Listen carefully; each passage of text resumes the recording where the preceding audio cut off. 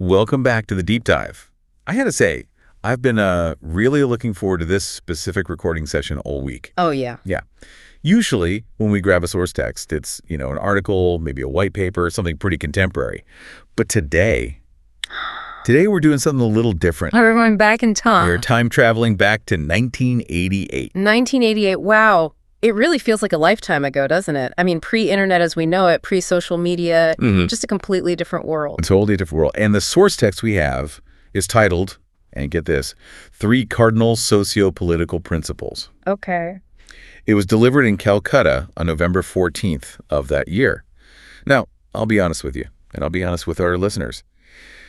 When I first saw that title, my eyes kind of glazed over. I can see why. It doesn't exactly scream page-turner, does it? It sounds like something you'd find like collecting dust in a municipal archives basement somewhere. Exactly. I was expecting something so dry, maybe a bit bureaucratic, a lot of whereas, and therefore. But then I actually sat down with my coffee and I started reading. And about 2 pages in, my jaw it hit the floor. Because this isn't a dry academic lecture at all. It's not a dusty manifesto. It reads like a lost instruction manual for civilization. That is a perfect way to describe it. A manual, a blueprint. It feels like the author looked at all the chaos of human society, the riots, the poverty, the identity crises, and just said, okay, stop. Everyone stop. We are doing this wrong. Here's the blueprint to fix it. And it's not vague. It's surgical. It's so deceptive in its simplicity. You see the title and you expect this, like high-level abstract philosophy. But what you actually get is this profound psychological analysis of what keeps a society together. Yeah. And more importantly, what tears it apart. The central thesis isn't about borders or taxes or any of that. It's about the human mind. It asks a very simple question. What makes a person feel safe? And what makes them revolt? And what makes them revolt? Yeah. And the stakes are incredibly high in this text. Yeah. It doesn't pull any punches. It basically argues that society needs a really firm foundation. Yeah. If you don't have these specific inviolable rules, these cardinal principles, then disunity, injustice, and exploitation aren't just like risks. Yeah. They are inevitable. They are mathematical certainties. Right. It's a pure cause and effect argument. If you ignore these principles, chaos will flourish. It's a given. But the flip side is the promise, and this is what makes the text so progressive and I think so optimistic. Yes. It says, if leaders, and this is a big if leaders ensure these principles are strictly followed, individual and collective progress is guaranteed. It promises all-round welfare. All-round welfare. I love that phrase. That's the goal. So our mission today is to really stress test that promise. We're going to unpack these 3 principles, see if they hold water, and see how they apply to us right now in the 2020s. Because as I was reading, I kept thinking, my God, this is about AI. This is about the gig economy. This is about the culture wars.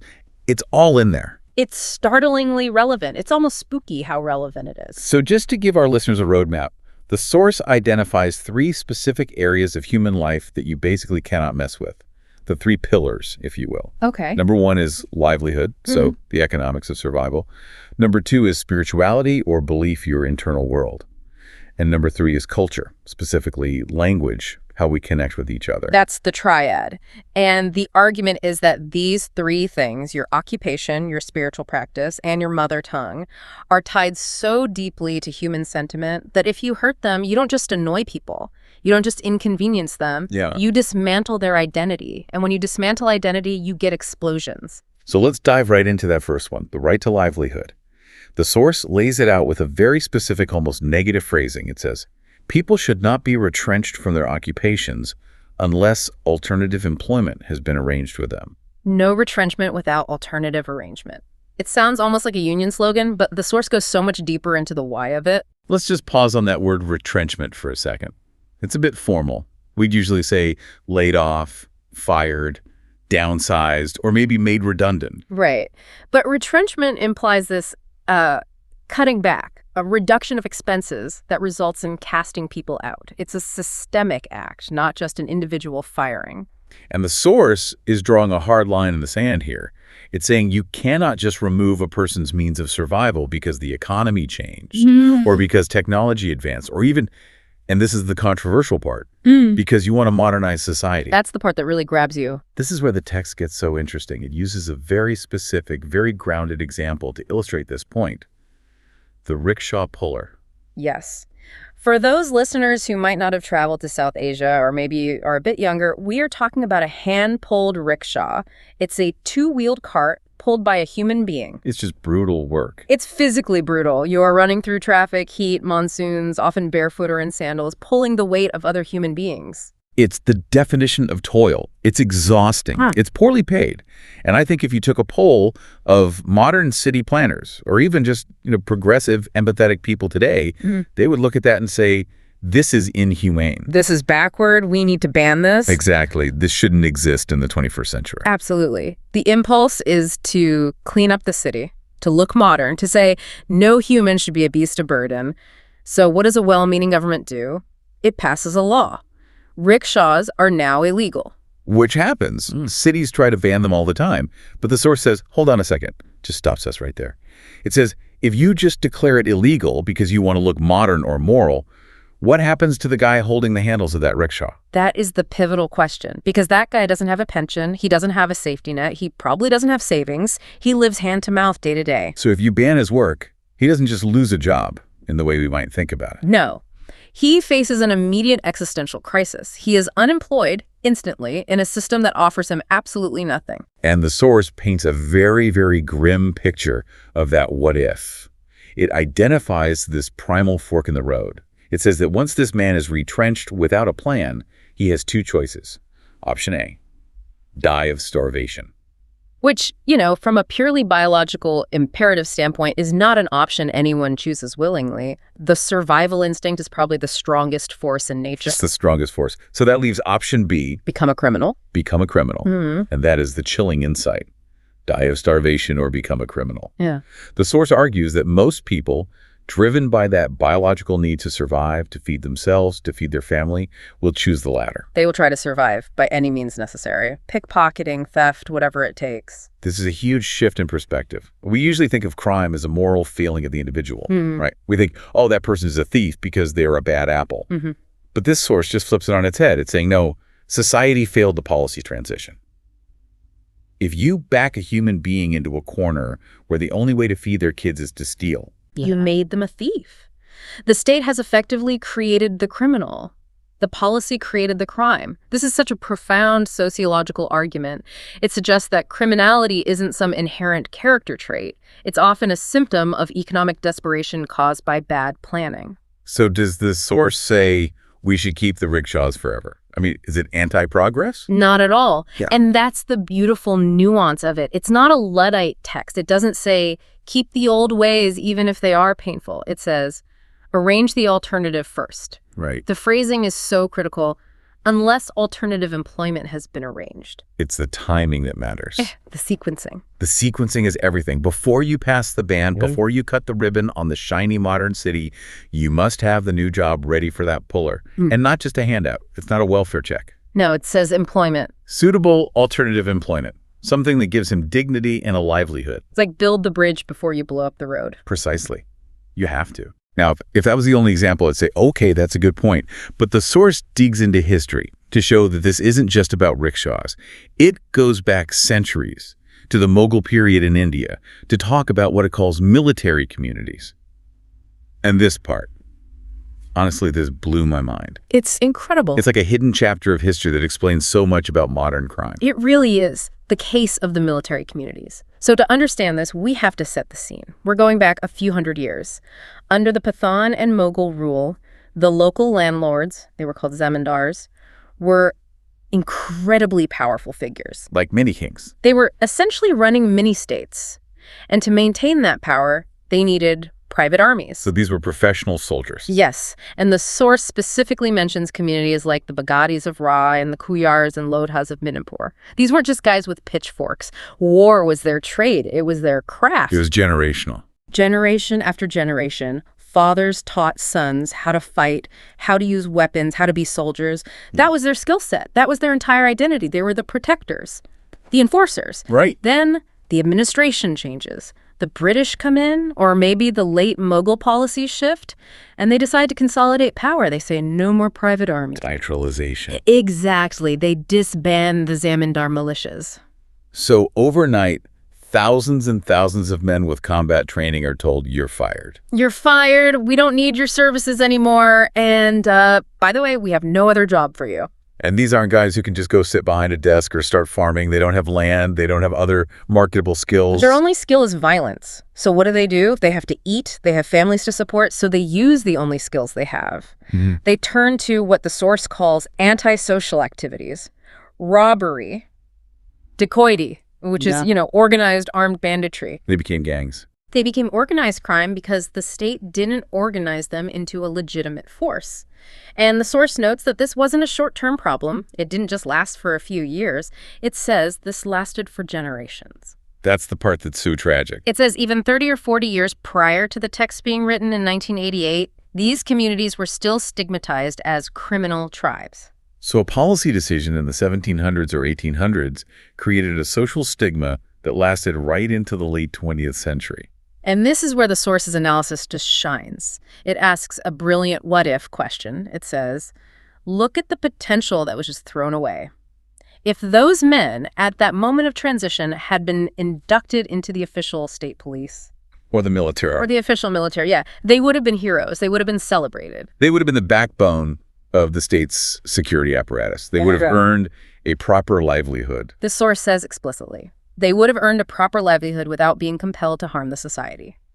Their entire destiny and the destiny of that whole region would have been completely different. It creates such a direct link between labor policy and public safety. We often treat them as completely different departments in government. Labor department handles jobs, the police department handles crime. Right. This source says, no, the labor department is the first line of defense against crime. That's it. That's the whole insight. If you manage the economic transition correctly, you don't need the police crackdown later on. This feels so incredibly relevant to the conversations we are having right now about AI and automation. It is the exact same conversation, just with different job titles. Think about truck drivers. Think about call center workers. Think about entry-level coders. We are facing a massive potential retrenchment due to AI. And the Silicon Valley ethos is often, move fast and break things. Disruption is good for its own sake. But the source from 1988 is warning us. If you disrupt the livelihood of millions of people without arranging the alternative beforehand, you aren't just creating unemployment. You are creating a class of people who have no stake in the system. You are actively creating the conditions for crime, for social unrest, for political chaos.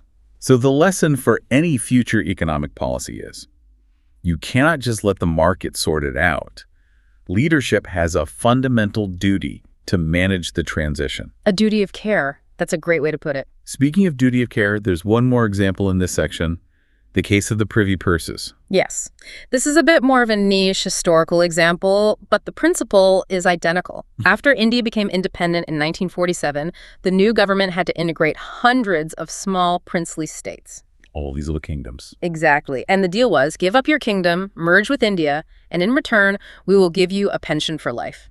That was the privy purse. And then years later, a prime minister decided to cancel it. The argument was, this is a waste of taxpayer money. Why are we paying these former royals to live in luxury? Which is a very populist, very democratic argument. And interestingly, the source agrees with the premise. It says, yes, the privy purse was probably a bad idea to begin with. It says the money was being wasted on, quote, sycophantic lifestyles. So the source isn't defending the monarchy or aristocracy here. Not at all. But, and here's that wonderful nuance again, it criticizes how it was removed. It was abandoned suddenly at very short notice. Right. And while the big Maharaja might have been fine, he had other assets. What about the whole ecosystem that depended on that money? Exactly. The source points out that there were dependents, elderly staff, distant relatives who were less well off and relied on that stipend for their survival. When the money was cut off overnight, the source points out that some old people found it literally impossible to adjust. They couldn't just go out and get a job in their 70s or 80s. So even when you are dismantling a system that might be unfair or outdated, you can't just pull the rug out from under people. The government had a humanitarian responsibility to those elderly people who couldn't adjust. The transition had to be gradual. It's such a consistent theme. You cannot prioritize an abstract political victory like ending the privy purse over the concrete, real-world suffering of a human being. That sums up the first principle perfectly. Future economic policies have to prioritize the psychology of the worker. If you force a transition without a safety net, you are planting the seeds of chaos. It's a powerful start. But the source says economic security is only the first leg of the stool. You need more than that for a stable society. Right. Okay, let's pivot. We're going from the wallet to the soul. Principle number 2, the sanctity of belief. The source words it as, people should not be forcibly converted from one religion to another. Now, obviously, on the surface, forced conversion sounds bad. I think most people today would agree with that. But the source approaches this with a really interesting mix of logic and history. It starts by analyzing why people leave their religion in the first place. Yes. The premise is that human beings are, by nature, kind of conservative about their spiritual beliefs. They stick to their dharma, as the text says. They find comfort in the rituals and the community they grew up in. Right. The source argues that people don't just wake up one morning and decide to swap religions for fun. It's a huge emotional and social undertaking. So if they do leave, why does it happen? The source says it really only happens if 2 conditions are met. 1, there is some kind of external pressure force, fear, coercion. But 2, and this is the really critical part, the religion itself is defective. Defective, that's a strong word. It is a very strong word. By defective, the source means it has a narrow outlook, or it oppresses its own people, for example, through a rigid and unforgiving caste system. Oh. The source uses this great metaphor. It compares a religion to a container. If it's strong, based on logic and reason, like it's made of steel, it's durable, you can hit it and it won't break. But if it's brittle, based on superstition and dogma, like it's made of glass, even a light tap can shatter it. That's a fantastic metaphor. And the source spends a lot of time on the taps that shattered the glass in history. It gets pretty graphic about the methods used to force conversion in India's past. It does. It confronts that historical trauma directly. It talks about how large numbers of Hindus were converted not by theological argument, but by simple coercion. Right. The examples given are breaking taboos, specifically forcing people to eat beef or onions, which were forbidden for many, or the abduction of women. But this is where the double tragedy comes in. Yeah. And honestly, reading this part just made me furious. It wasn't just that the invaders did these terrible things. It's how the victim's own community reacted to it. That is the absolute crux of the tragedy. The source explains that when someone was forced to eat forbidden food against their will, or a woman was abducted and then managed to return, She should have been welcomed back as a survivor. you would think. But the Hindu priests, the leaders of their own society, would excommunicate them. They would declare them outcasts. Which is just insane. It's like you were attacked, you were violated, so now we were kicking you out of the family. It's victim blaming at a systemic societal level. And the source points out the colossal strategic error here. The aggressors saw this rigidity. They realized, hey, wait a minute, this is actually really effective. They saw a weakness. They saw a huge weakness. We don't have to convince them to join our religion. We just have to force them to break one of their own rules. If we force a guy to eat a single piece of beef, his own priest will do the rest of the work for us and kick him out right into our arms. So the rigidity of the priests actually fueled and escalated the conversion campaigns. They weaponized their own purity rules against themselves. Exactly. They made their religion brittle. They made it out of glass. And to illustrate the psychological impact of this, the source tells the story of a man named Kalachan Roy.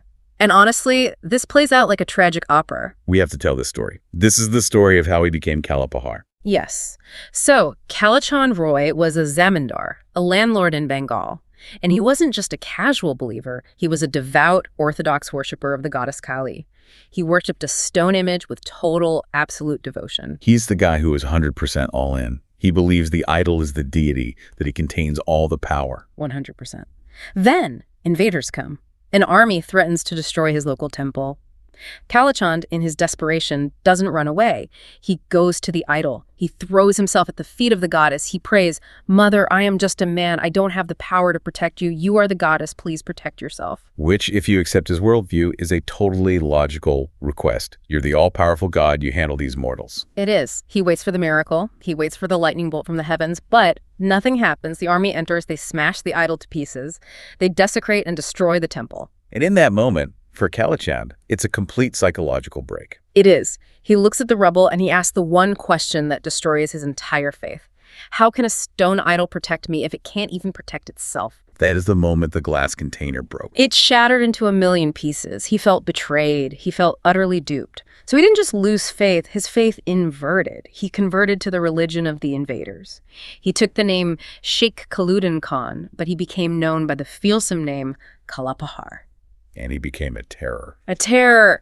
He went on a rampage across Bengal and Orissa, destroying the very temples he used to love. He knew all their weak points. He disfigured the deities. It's the fury of the convert, right? Yeah. He feels like he was lied to, so he wants to burn the whole system down to prove how right he is now. Exactly. But the story has this amazing twist. The climax happens in the holy city of Kashi. He's on his rampage, and he tries to forcibly convert his own sister, who was a widow. He threatens her. But she doesn't back down. She just scolds him. The little sister telling off the terrifying warlord. She basically says, "What are you doing? Look at yourself. Look at your behavior. You are lost." And that one human connection, that scolding from someone who knew him before he was this monster, it snapped him out of it. He had a moment of realization. He saw the error of his ways. But of course, the damage was already done. The source uses this incredible story to drive home a really deep theological point. It says, a religion must be built on logic and reason, on an idea. If Kalachand's faith hadn't been dependent on a fragile, physical stone idol, if it had been based on a spiritual idea, an internal concept, he wouldn't have broken. Right. Deities belong in museums as heritage, the source says, which is such a modern thought. Don't build your entire faith on things that can be smashed with a hammer. Build it on things that are internal and eternal. But the source doesn't just leave us with the problem. It gives us a solution. He talks about the problem excommunication. But the source introduces us to a hero who fixed it, a guy named Devi Bargatak. Yes. This is the Melbandhan system. Devi Bargatak was a priest from Birbhum who looked at the situation, people being kicked out because they were forced to eat beef or had been abducted, and he realized, this is suicide. We are destroying our own community by being so rigid and unforgiving. So what did he do? He couldn't just say, oh, it didn't happen, because the social rules were so strict back then. He was a pragmatist, a brilliant social engineer. He hacked the social code. He created new communities within the religion. Right. He said, okay, all the families who have been tainted in this specific way, you aren't outcasts anymore. You are now a new group. A new Mel. You can marry amongst yourselves. You can keep your social relations. You're still part of the broader community. So he created a space for them inside the house instead of kicking them out into the cold street. Exactly. That is the Melbandhan system. And the source says it literally saved the Brahmin community of Bengal from total conversion. It gave people a place to stand. It restored their dignity. And the source mentions similar things happened in Bihar, right? Where people who were converted kept their original family titles. Right. Brahmins who converted became Syed. Kayasthas became Malik. It shows that people want to hold on to their heritage, their identity, if you just give them a chance. So connecting this to the modern day, the source is really arguing that protecting spiritual practice is fundamentally about safeguarding human dignity. Yes. And it issues a really stark warning. It says, as long as systems like the caste system exist, this degeneration will continue. If you treat people like they are lesser within your own system, they will eventually leave. And it specifically mentions the status of women, arguing that if conversion to certain forms of other religions continues, women risk becoming second-grade citizens based on the source's view of the laws at the time. So the optimistic takeaway is, fix your own house. Build a faith on logic, reason, and equality. And stop punishing victims for things that were forced upon them. It's a call for radical inclusion. Inclusion is the key word, which actually brings us perfectly to the third pillar. Because if Melbandhan was about inclusion in religion, the next principle is about inclusion in culture. Principle number 3, the power of language. The source says it very simply, no mother tongue should be suppressed. This is maybe the most passionate section of the whole text. The source uses a metaphor here that is just incredibly visceral. It says, suppressing a person's mother tongue is like strangling a person. Strangling? That's so violent. It is. Think about what strangulation does. It cuts off your care. It cuts off your voice. Language isn't just a tool for commerce or government. It's how you express your deepest self. It's the language of your mother. It's how you say, I love you, how you pray, how you think. Mm-hmm. The psychology of suppression here is vital. The source's analysis is that if you suppress a language, you are bottling up a massive force of resentment that will eventually explode. It's not a question of if, but when. And we have so many examples of this explosion. The source points first to Pakistan. A classic, tragic case study in linguistic policy failure.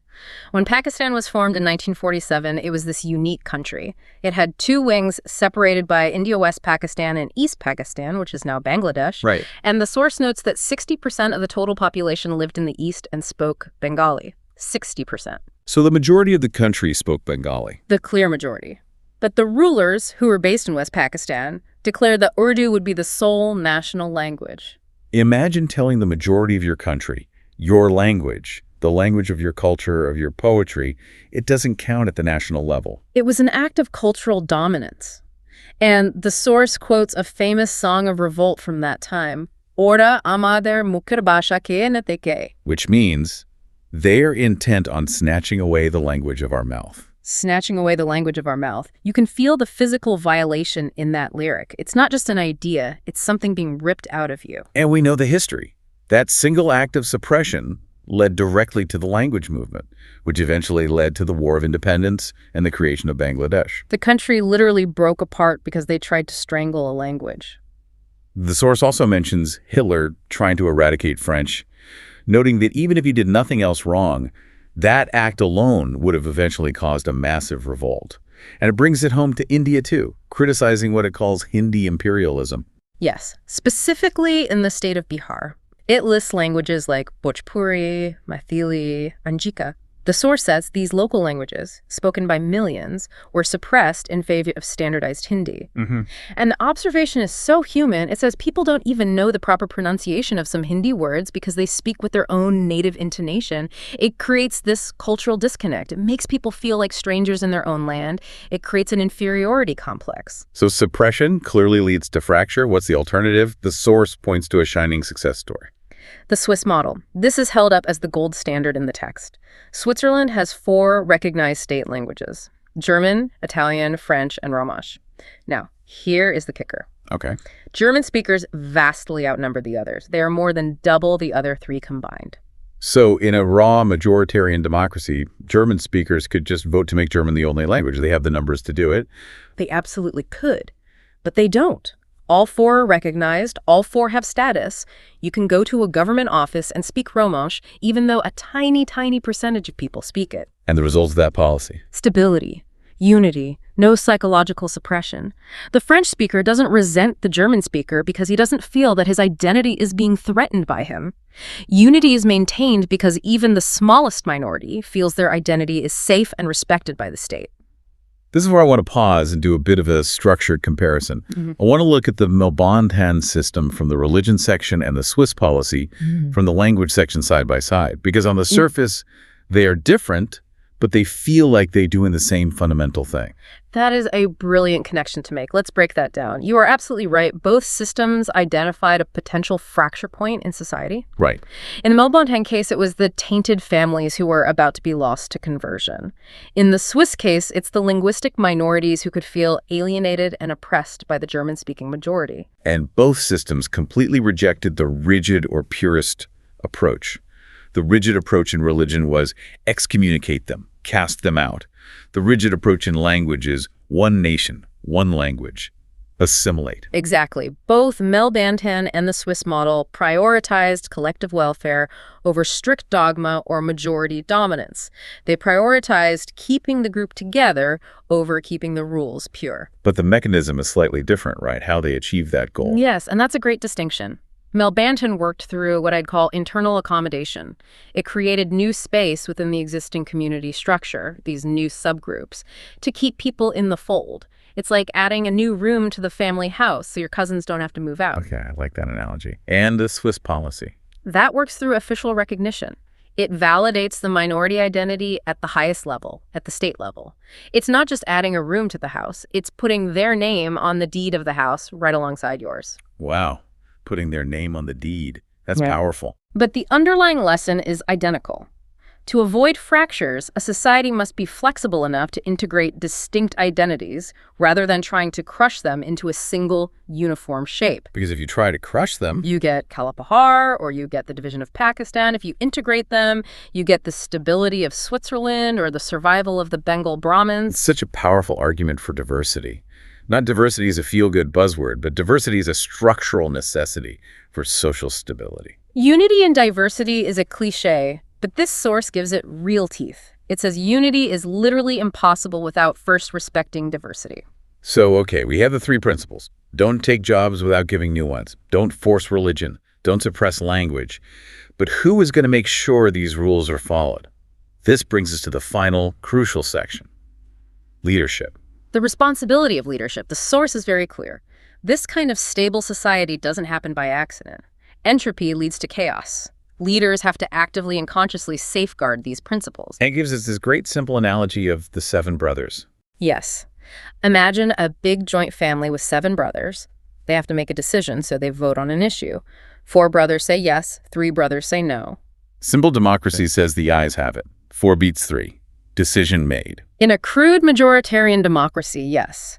But the source asks, if the head of the family, the leader, just goes with the 4 and completely ignores the feelings and interests of the 3, what happens to the family? Resentment builds. The 3 feel unheard, ignored, disrespected. Eventually, the family splits apart. Exactly. You now have 2 groups. The family unit is broken. So the source argues that a true leader's job isn't just to count votes and declare a winner. No. The leader's duty is to find a decision, a path forward that safeguards the interests of all 7 brothers, even the 3 who are in the minority.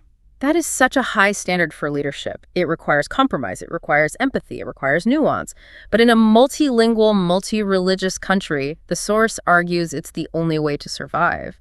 Majority rule can become tyranny if it constantly ignores the sentiments of the minority. So what happens if the leaders fail?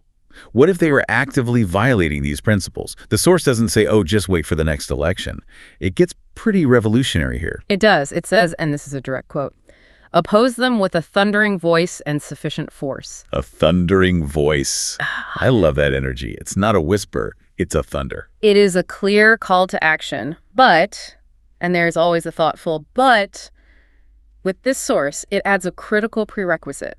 You cannot just launch a movement because you are angry. You need consciousness. The masses, the people, have to understand why they're being exploited. They have to be aware of the injustice. Right. If they aren't conscious of the issue, the movement will collapse at the first sign of trouble. And there is a funny but also tragic little story given as an example of this, the Methyl Rally. Oh, this story. This is great. Tell us about that. So a leader wants to start a movement for the Maithili language in Bihar, which was being suppressed. He organizes a massive rally. He gives a fiery, passionate speech. The crowd is cheering. They're all fired up. He ends with this grand climax. We will live for Maithili. We will die for Maithili. A classic rally cry. Everyone is pumped, ready to go. You'd think so. But then one guy in the crowd shouts back, yes, we will live for Maithili, but why should we die for Maithili? I choose to die in Kashi. Okay, wait, explain the context for our listeners. Why Kashi?